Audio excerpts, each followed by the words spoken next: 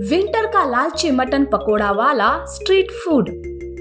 रमेश बाजार के रास्ते पर मटन पकोड़े का ठेला लगाता था।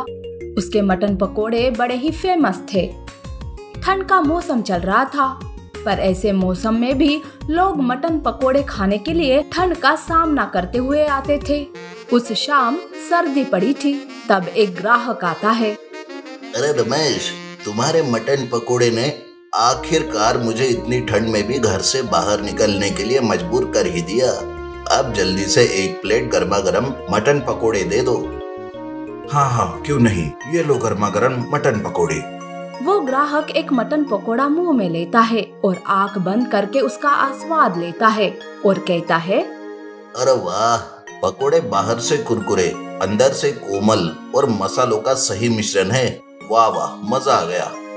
इस तरह से स्वादिष्ट रमेश के मटन पकोड़े रहते थे, जिन्हें खाने के लिए लोग ठंड का मौसम का भी सामना करते थे। ऐसे में एक सर्दी की शाम में एक बूढ़ा आदमी रास्ते से जा रहा था, जिसे देखकर रमेश सोचता है, अरे इस बूढ़े को देखकर लगता है कि ये भूखा है।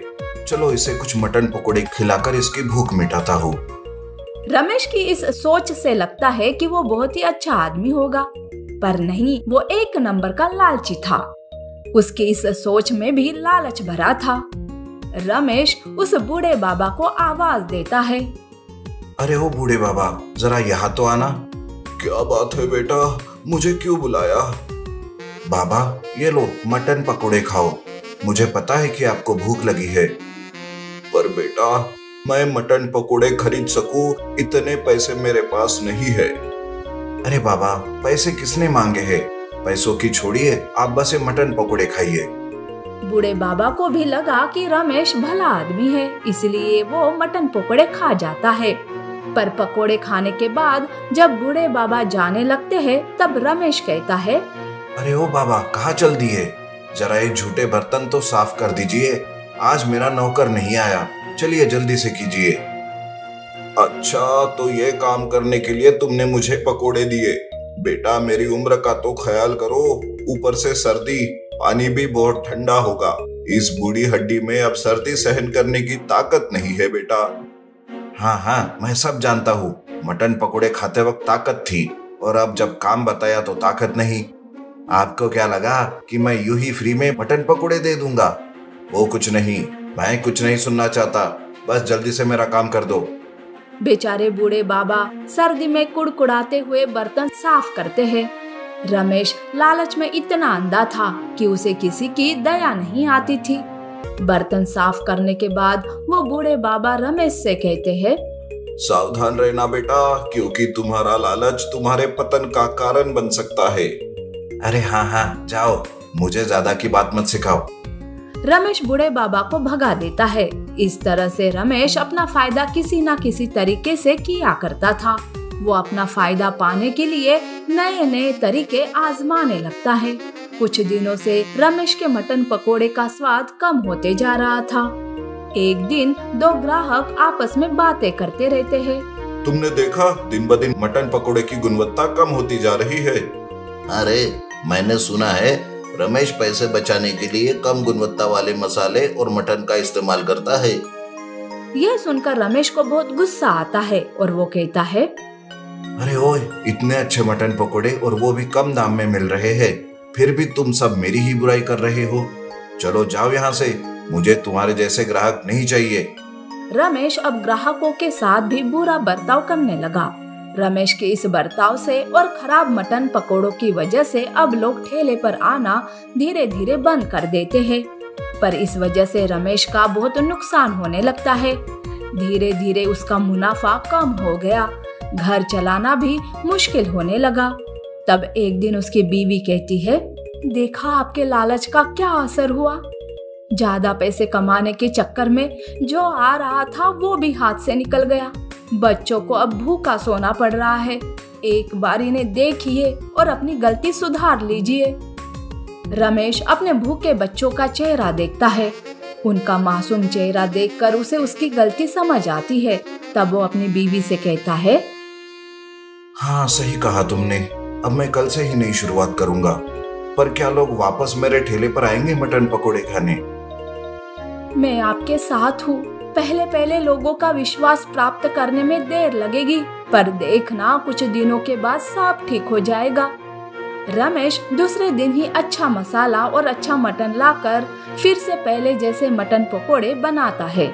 ये बात जैसे ही लोगों में फैल जाती है, वैसे ही लोग वापस ठेले पर आने लगते हैं और रमेश का मटन पकोड़े का ठेला फिर से अच्छे से शुरू हो जाता है। एक बार की बात है, एक गांव में मनोज नाम का एक बिरयानी वाला रहता था। मनोज गरीब था और एक ठेले पे रोज बिरयानी बेचा करता था। बिरयानी ले लो बिरयानी, बिरयानी ले लो बिरयानी, स्वादिष्ट चिकन बिरयानी। तभी वहाँ पे एक आदमी आता है। अरे भाई, ये बिरयानी कैसे दिए? 100 रुपया प्लेट बाबूजी। क्या? बाप रे, इतना महंगा, मुझे नहीं खरीदना। मनोज दिन भर ठेला लेके गांव के चक्कर लगाता रहता, पर गांव में कोई भी उसकी बिरयानी 100 रुपया में खरीदने को राजी नहीं होता। तभी मनोज अपने मन में सोचता है, हे भगवान, अब मैं अपनी बिरयानी कैसे बेचूं? अगर मैं 100 रुपया से कम में बेचूंगा तो मुझे बहुत नुकसान होगा। चिकन का दाम भी बहुत बढ़ गया है। क्या करूं क्या करूं? ऐसे तो मेरी बिरयानी कभी बिकेगी ही नहीं। तभी मनोज को एक पेड़ पे ढेर सारे कौवे बैठे हुए दिखते हैं। कौवों को देख के मनोज मन ही मन सोचता है, अरे इतने सारे कौवे, अगर मैं अपनी बिरयानी में चिकन के जगह कौवों को रख दूं तो किसी को क्या ही पता चलेगा। फिर मैं आराम से अपनी बिरयानी 50 रुपए में भी बेच सकता हूँ। मनोज अगले दिन से अपनी बिरयानी में चिकन के पीस के जगह कौवों का पीस डाल देता है और गांव में कौवा बिरयानी को चिकन बिरयानी के नाम पे बेचने निकल जाता है। बिरयानी ले लो बिरयानी, ताजे सस्ते बिरयानी, बस 50 रुपए प्लेट, 50 रुपए। तभी वहाँ पे एक आदमी आता है। क्या भाई साहब, 50 रुपए में एक प्लेट बिरयानी? हाँ, एकदम ताजे ताजे चिकन बिरयानी। अरे वाह, फिर तो मेरे लिए जल्दी से एक प्लेट बिरयानी लगा दो, पेट में चूहे दौड़ रहे हैं। हाँ, अभी लगाता हूँ।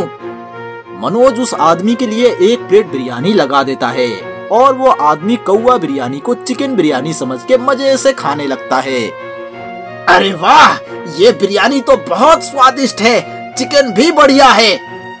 ये देख मनोज फिर से अपने मन में सोचता है, बेचारा, इसको पता भी नहीं चला कि ये चिकन नहीं कौवा बिरयानी है।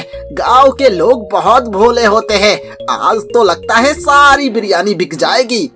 धीरे धीरे गांव के बाकी लोग भी मनोज के कौवा बिरयानी को चिकन बिरयानी समझ के खाने आ जाते हैं। देखते ही देखते मनोज की सारी बिरयानी बिक जाती है। मनोज ने आज लोगों को उल्लू बना के बहुत पैसा कमा लिया था। अरे वाह, आज तो तगड़ी कमाई हुई है। अगर ऐसे ही मेरी बिरयानी बिकती रही तो मैं जल्द ही लखपति बन जाऊंगा। इतना कहकर मनोज अगले दिन के लिए और कौवा बिरयानी बनाकर सो जाता है। उसी रात गांव के लोगों के साथ कुछ अजीब होता है और सबके सब कौवों के जैसे आवाज निकालने लगते हैं। अरे भाई, ये क्या हो रहा है हमें? अरे भाई, ये क्या हो रहा है हमें? पता नहीं, पेट में बहुत दर्द हो रहा है। जल्दी से हमें डॉक्टर को दिखाना होगा। सभी गांव वाले उसी रात डॉक्टर के पास इलाज के लिए पहुंचते हैं। डॉक्टर इलाज के बाद उन्हें बताता है, कल लगता है आप लोगों ने कौवा बिरयानी खाया था, उसी का असर है ये। तभी उनमें से एक आदमी कहता है, क्या कौवा बिरयानी? पर हमने तो चिकन बिरयानी खाई थी। हो ना हो, ये काम जरूर उस मनोज बिरयानी वाले का होगा, उसे तो हम छोड़ेंगे नहीं। अगली सुबह मनोज फिर से अपनी कौवा बिरयानी का ठेला लेके गांव में पहुंच जाता है। बिरयानी ले लो बिरयानी, ताजे चिकन बिरयानी। तभी वहाँ गुस्से से लाल गांव वाले पहुंच जाते हैं और मनोज को कहते हैं, क्या ये चिकन बिरयानी है? हाँ बिल्कुल, एकदम फ्रेश चिकन बिरयानी है, कल ही तो आप सबने खाया था ना। गांव वाले ये बात सुनकर और गुस्सा हो जाते हैं और कहते हैं, अगर ये चिकन बिरयानी है तो तुम भी इसे खाकर दिखाओ। ये सुन के मनोज के तो पसीने छूट जाते हैं और मनोज कहता है, अरे नहीं मैं नहीं खा सकता, मेरा पेट तो भरा है। गांव वाले जबरदस्ती मनोज को बिरयानी खिलाने लगते हैं। मनोज बिरयानी के कुछ निवाले खाते ही कौओं की तरह आवाज निकालने लगता है और वहां से दुम दबाकर भागने लगता है। गांव वाले मनोज का पीछा करने लगते हैं और उसे पकड़ के पुलिस के हवाले कर देते हैं। मनोज को भी सबक मिल जाता है कि पैसों के लालच में कभी भी किसी को गलत सामान नहीं बेचना चाहिए।